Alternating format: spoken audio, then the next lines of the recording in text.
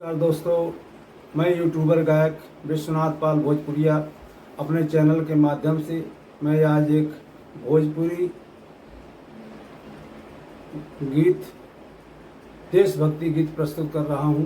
हमें आशा नहीं बल्कि पूर्ण विश्वास है जो भी भाई हमारे गीत को सुनेंगे लाइक, कमेंट, शेयर, सब्सक्राइब करेंगे। बहुत बहुत धन्यवाद। गीत में भाव है और एक लाइन है, गीत का तर्ज है, वही तर्ज की लाइन बा का तर्ज की लाइन में भैया। अरे गोरी तोहरी मुस्की जावनिया होई तजीला हिलावे, गोरी तोहरी मुस्की जावनिया होई तजीला हिलावे।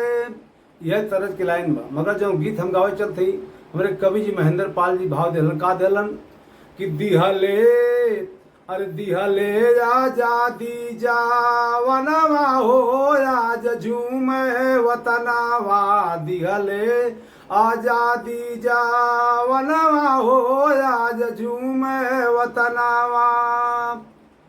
नेहरू जवाहर रहे बापू गांधी, शेखर सुभाष रहे जैसे तूफान आंधी। कि लहराए अरे लहराए झंडा गा गनवा हो आज झूमे वतनवा, लहराए झंडा गा गनवा हो आज झूमे वतनवा। कि राणा शिवा कैले अरि से लड़ाई, भारत से गोरवन के दिहले भगाई। कि फांसी का झूले झूलनवा हो आज झूमे वतनवा, फांसी का झूले झूलनवा हो आज झूमे वतनवा। 15 अगस्त आवे सबके याद हो, रोवे भारत माता आज बढ़ल उग्रवाद हो। कि लजिया अरे लजिया बचाला वीरनवा हो आज झूमे वतनवा, लजिया बचाला वीरनवा हो आज झूमे वतनवा। किसी में सरहदवा लहू बना पानी, बिरवन का गाथा हम कितना बखानी।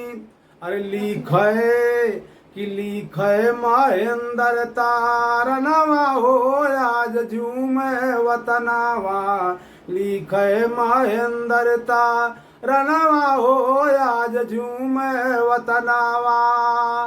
और झूमे वतनवा हो झूमे वतनवा हो झूमे वतनवा, गावे विश्वनाथ पाल तारनवा हो आज झूमे वतनवा, गावे विश्वनाथ पाल जीता रनवा हो आज झूमे वतनवा।